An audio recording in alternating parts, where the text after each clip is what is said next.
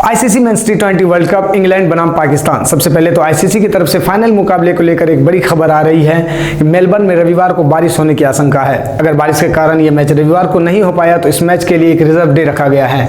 भारतीय समय अनुसार सोमवार सुबह 9:30 बजे से मेलबर्न में खेला जाएगा।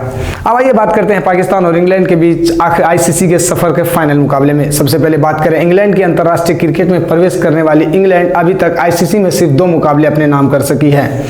दूसरी तरफ बात करें पाकिस्तान को 6 बार क्रिकेट में अलग अलग फॉर्मेट में फाइनल में अपनी जगह सुनिश्चित की है। 3 बार ये टीम जीती है जबकि 3 में उसे हार का सामना करना पड़ा है। पाकिस्तान और इंग्लैंड के बीच 28 कुल मुकाबले हुए हैं जिसमें 18 में पाकिस्तान को हार का सामना करना पड़ा, 9 में उसे जीत मिली है जबकि एक बेनतीजा रहा। आईसीसी के किसी फाइनल मुकाबले में आखिरी बार ये दोनों टीमें साल 1992 में भिड़ी थी जिसमें पाकिस्तान ने इंग्लैंड को शिकस्त दे दी थी। क्या 30 साल का इंतजार पाकिस्तान एक बार फिर से हार के जीत के रूप में लेना चाहेगी या पाकिस्तान को इस बार हार का सामना करना पड़ेगा।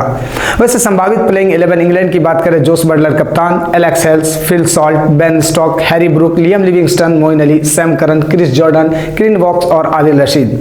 वहीं बात करें पाकिस्तान के प्लेइंग 11 की तो वो कुछ इस प्रकार से हो सकते हैं। मोहम्मद रिजवान विकेटकीपर, बाबर आजम कप्तान, मोहम्मद हारिस, शान मसूद, इफ्तिखार अहमद, शादाब खान, मोहम्मद नवाज, मोहम्मद वसीम, नसीम शाह, हारिस रऊफ और शाहीन शाह अफरीदी। इससे पहले मैं आपको बता दूं कि इन दोनों में से जो टीम 2022 के आईसीसी मेंस टी20 वर्ल्ड कप 2022 को अपने नाम करती है तो वेस्ट इंडीज के बाद वो दूसरी टीम होगी जो आईसीसी के टी20 मुकाबले में दोबारा खिताब अपने नाम करेगी। आपको क्या लगता है? आप हमें कमेंट सेक्शन में बता सकते हैं कि इस बार किसका पलड़ा भारी है और कौन वो दूसरी टीम होगी जो दूसरी बार चैंपियंस बनेगी टी20 में। बहुत बहुत शुक्रिया। मिल्लत टाइम्स को आपकी जरूरत है, हमारी आप माली मदद करें।